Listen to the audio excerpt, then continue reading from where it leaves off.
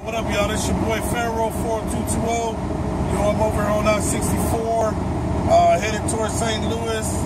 Today is February 18, 2016. We almost done with the second month of the year. Time is flying by real fast, y'all. But yo, check this out, man. I just got off the phone with your boy Sinister.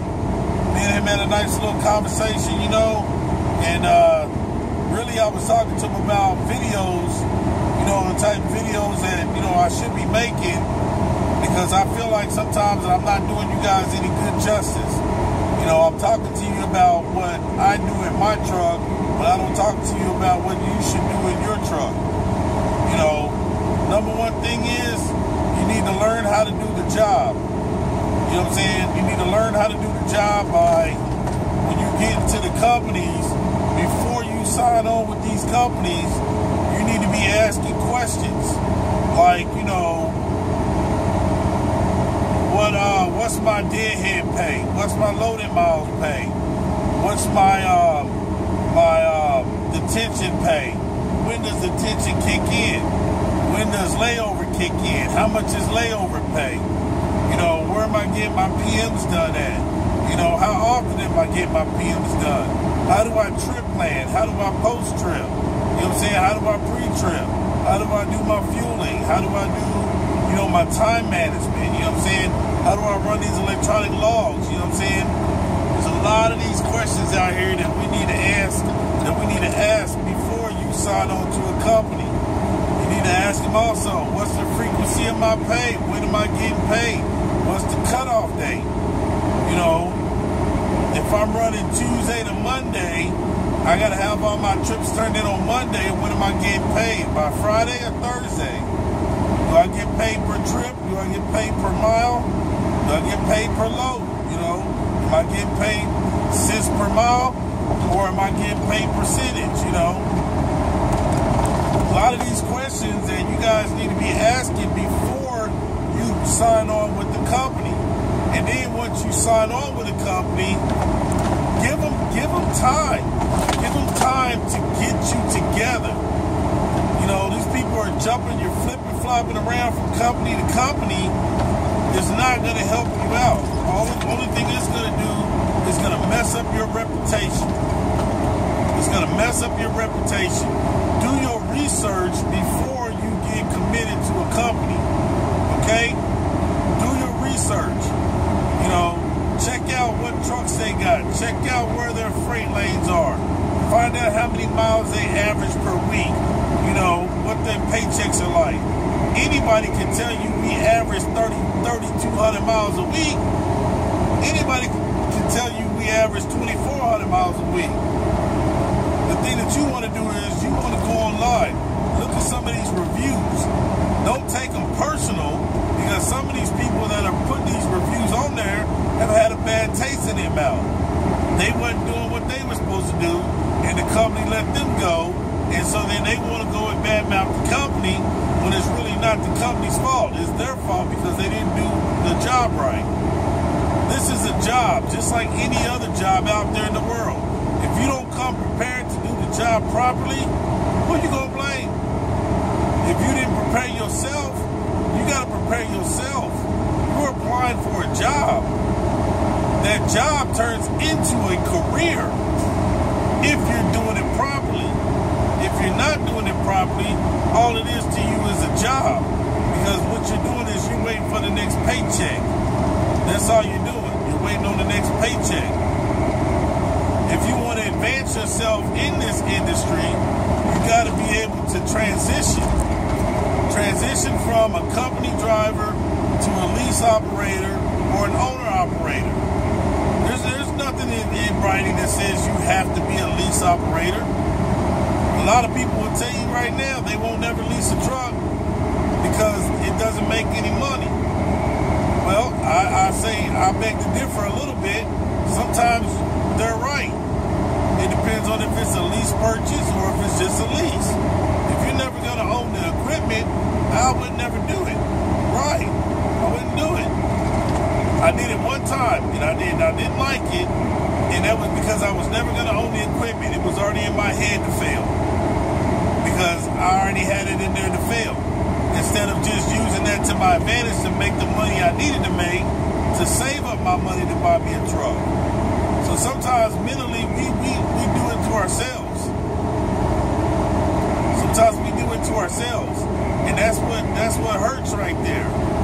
Is that we are too busy killing our own dreams with doubt and negativity and listening to them haters talk. I'm gonna tell you right now, if you want to come out here in this industry and you want to make some money, then come correct. Go get your license. Go learn how to do the job. It doesn't matter what company you go to. Make that company a home. Go out there and work. These companies right here, they need drivers. They need good drivers. Truck driving has a high turnover rate. Why? Because somebody gets mad at another person who says one thing and it doesn't happen. They get mad and they quit. And they say, well, I got a CDL license. I can drive for anybody. Yeah, you can. But them other companies, they do the same thing that that company does. They move freight.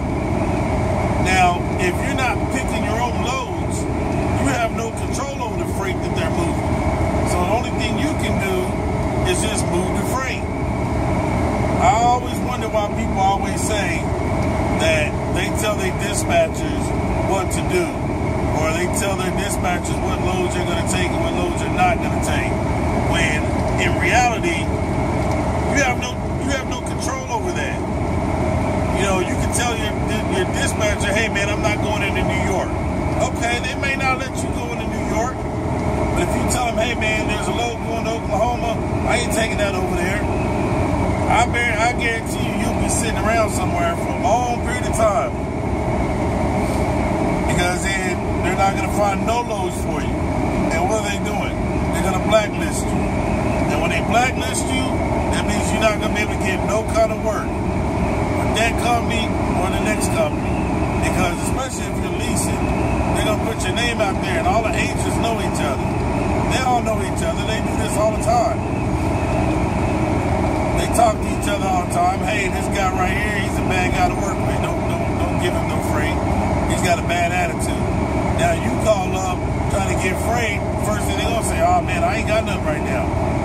They got freight, they just don't want to give it to you. You know, and that's basically how it goes.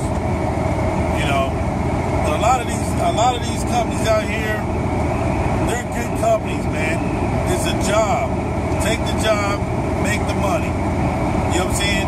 If you're working for a company, and let's just say you're making 32 cents a mile, 0.32 times, and you're running 2,800 miles a week, you're looking at an $896 paycheck. $896, okay? Let's go back to if you're working in a corporate environment area and you're making $12.50 an hour times 400 by 40 hours a week, you're making $500. $896 versus $500. Now, unless you can get a good paying job at home, what would that be? 896 divided by 40 hours. You would have to be making $22.40 an hour to make equivalent to what one truck driver making at 32 cents a mile would make.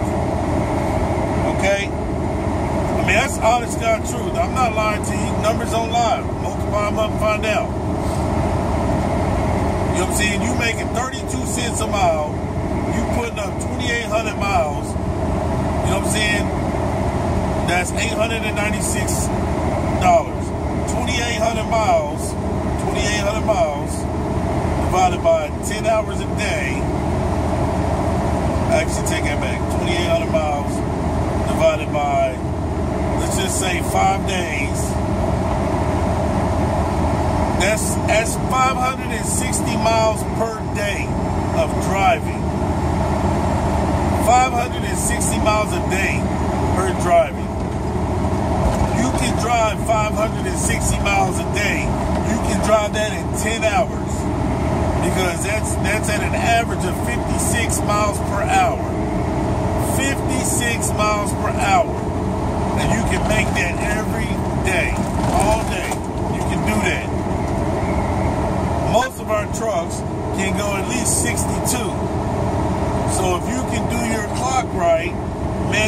your time right, and you drive 560 miles a day, that's 2,800 miles. You just made $896 for that week. Whereas the average person in corporate America is working 8 hours a day times 5 days a week. You know what I'm saying? They're making the same. They're making $500 a day. They're working 8 hours a day, and they're going home. You can do that too. If you're running 8 hours a day times, let's just say an average of 70 miles an hour, that's still 560 miles.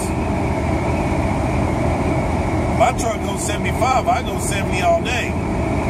I can still do the same equivalent to what that person does and work 8 hours per day and still be done with 40 hours. The difference with us is we run 70 hours a week. We got an additional 30 hours that we can make more money off of. Okay? So if you figure if you're running 70 hours a week, 8 hours a day, so you got 70 divided by 8 hours a day. That's 8 hours in 8 days in like 3/4 of a day. So that would be 9, let's see, 12 to 6 is, let's see, that's a quarter, half. So you running a half, you're basically running about 18 hours during the day. 8 hours and 18 hours. 8 hours and 18 hours. 8 hours and 18 hours times their $12.50 a week, an hour. They would actually make more money if they were making 70 hours a week like we do, times their $12.50 an hour. They would make $875. Even then, you still make more money than they do. Because you're running 2,800 miles, you're making $896. So you're making $21 more than they are, even when they're running at the same cycle that we are. At that rate of $12.50. Now, if they were getting paid $22.40 to be equivalent to what you're doing, $22.40 times 70 hours a week, they make $15.68. They make more money than us. But they don't work like that because their time after 40 is time and a half. So yeah, companies don't want to pay them that time and a half. So that's the reason why they don't really hardly ever get overtime. We don't get that aspect of it. So in order for us to make a good check, we got to put up more miles. So in this case, say instead of running 2,800 miles, you ran 3,000 miles. Times 32 cents a mile, you made $960. How do you get more miles? Delivering loads on time. Not turning down loads.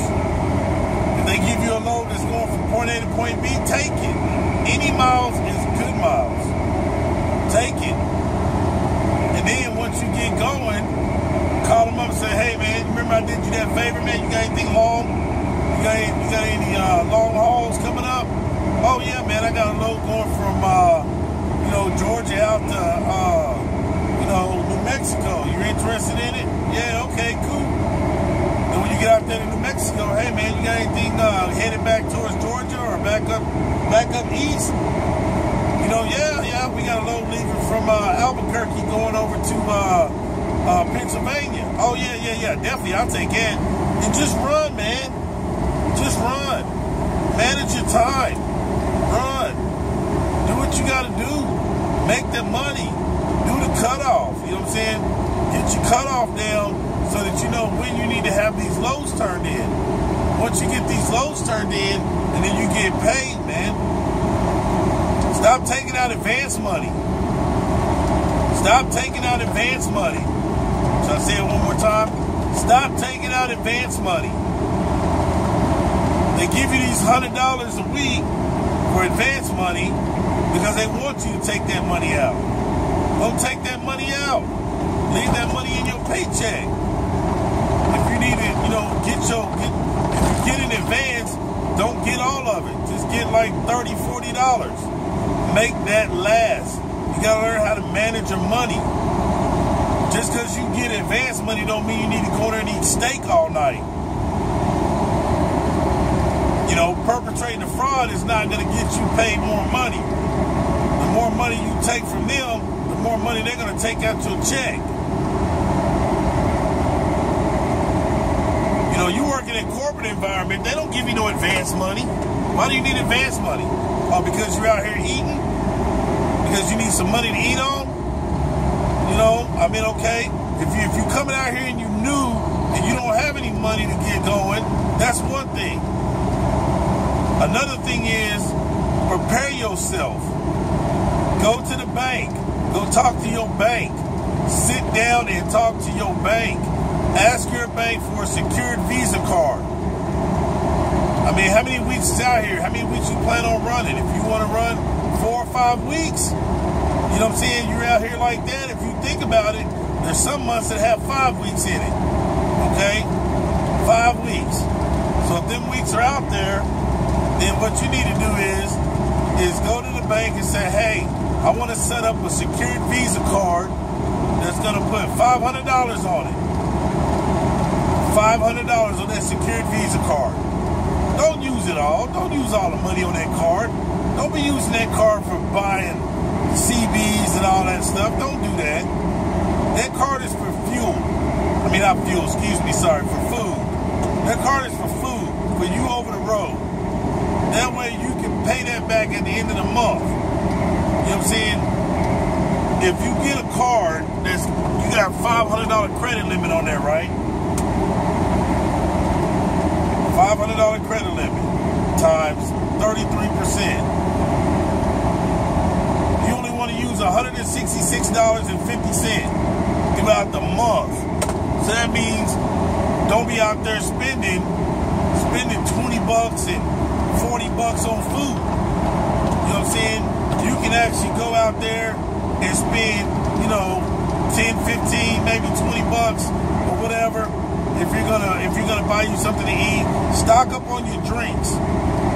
Buy those drinks where you get the sodas, 2 of them for $3 or 2 for $3.50.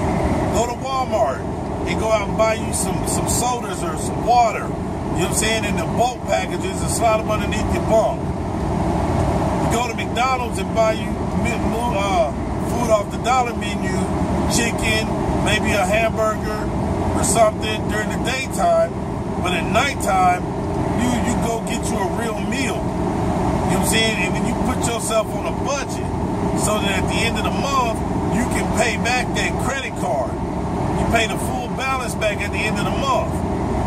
Pay the full balance off at the end of the month. That reports to the credit bureau.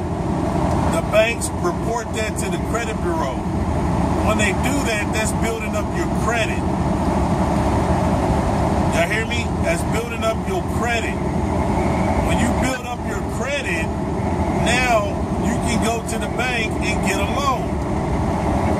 And I don't mean a loan so that you can just, hey, I need a loan to go buy a car. No, you don't need to do that. You need to build up your credit so that when you want to go buy a truck or when you want to go get a line of credit, you have the credit to do so. You know, you start building up your money, start paying your stuff. You get a line of credit for $2,000 or $2,500. Why? Because there's going to be times when you're out here and you're not going to be making no money. Now you can borrow against your line of credit to pay your bills at home if you don't have enough. And then you can pay back that line of credit. But you still have your personal secured Visa card that you're using for your food on the road so that you don't have to take out advances. The key to not taking out advances is to get the company out of your pocket. Keep them out of your pocket. Don't sign up for nothing. Don't sign up for them to take this money out automatically. You know, if you don't have to pay for something, don't sign up for it. Most of the time, that's what gets people in trouble. Is because they want to mess around and, oh, I want to get this and I want to sign up for this and I'm going to have this, you know, they can payroll deduct it. Man, they just trying to find a reason to stay in your check. That's what they doing. They trying to find a reason to stay in your check.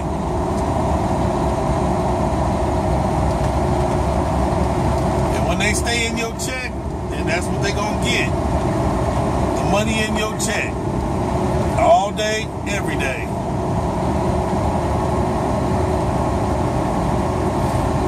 So basically, keeping the company out of your pocket is the #1 concern.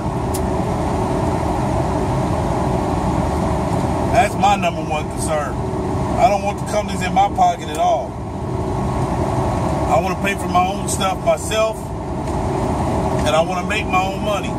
That way I'm my own entity. That's why I do my own stuff. I have my own company name. I have my own tax ID number. I have my own DUNS number. You know, I have all that stuff. The DUNS number is your business credit report. That's your business line of credit. So that if you know how we got our FICO score, well, that's the DUNS number. Excuse me. That's the DUNS number. Do your research, man. You want to be in a business, you want to do this job, you got to get into it and do the research on this job. You know, there's nothing about out here trying to do nothing. Don't be half-stepping, man. If you're going to do the job, do the job. Your family would appreciate you being thorough and honest and upfront and trying your best to do what you got to do. Why is this thing telling me to take I-55 south? I'm going to take I-70 across Playoff. Yeah, I'm coming up into St. Louis right now.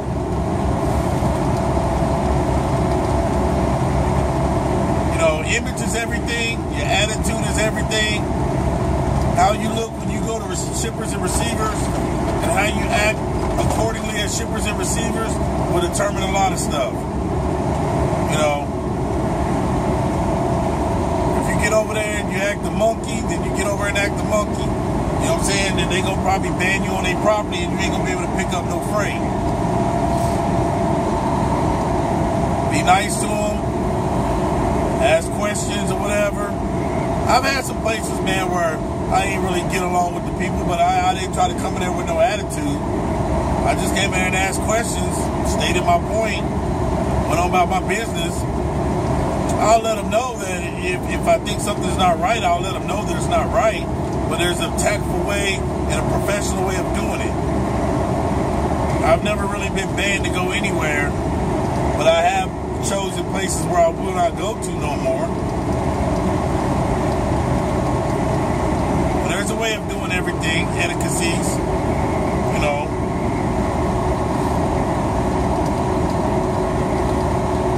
Most of the time, you know, the guys that are out here that are doing this job, they've been out here so long that it works for them. They've gotten complacent, and now things are just as fine the way they like them. So that's what they do. Not too many truck drivers going to be honest with you and 100% open with you, because number one, they don't want you in their money field. You know, if they're making money over there, they're not going to tell you they're making money, because they don't want you to come over there and make money, because now you're going to take away from their revenue. You might come over and do a good job like they are, and now all of a sudden, you know what I'm saying, you're making money, they're not making money because you're taking their freight.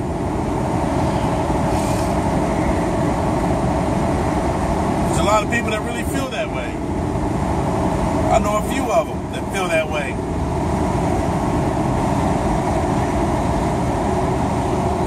I don't really feel that way because I'll look at it this way. There's some loads that you won't take and there's some loads that I won't take. Somebody has to take them.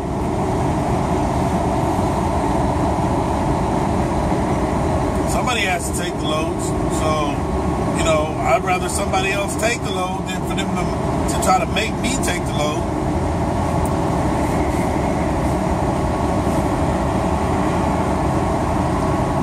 So, yo, I'm going to finish this video up real quick, man. But I'm going to let y'all know that, you know, being out here, it's not always peachy, man. It's not always peachy. you got to work for it. You got to work for it, and you got to stay on your game. You got to stay on your A game all the time. And my boy Jim Kelly said, the way to be number one is to always act like you number two. So that way you can work harder. You work harder to be number one. You know, I got my first year with Mercer today. Today is my 1 year anniversary with Mercer. And, you know, I got my jacket and my hat and stuff. Most of you guys, you know, liked it and gave me words of encouragement and everything. I appreciate that. And like I was going to say, there's a lot of cats out there that ain't been a year with a company because they keep flip-flopping too much. I flip-flopped when I was growing up, and then I stopped. I got with a company, and I stayed here because this is where I want to be at. When you find the company you want to be at, you stay there, and you make it work for you. That's what you do. You make it work for you.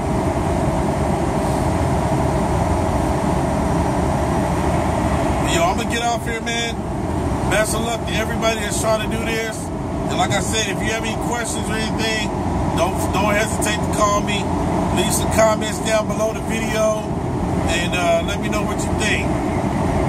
Alright, this is your boy Pharaoh. I'm out of here. I'm over here in the St. Louis area. So I'm going to go ahead and get off here and start paying attention to what I got to do so I don't miss my turns. Alright, it's your boy. I'm out of here. Peace.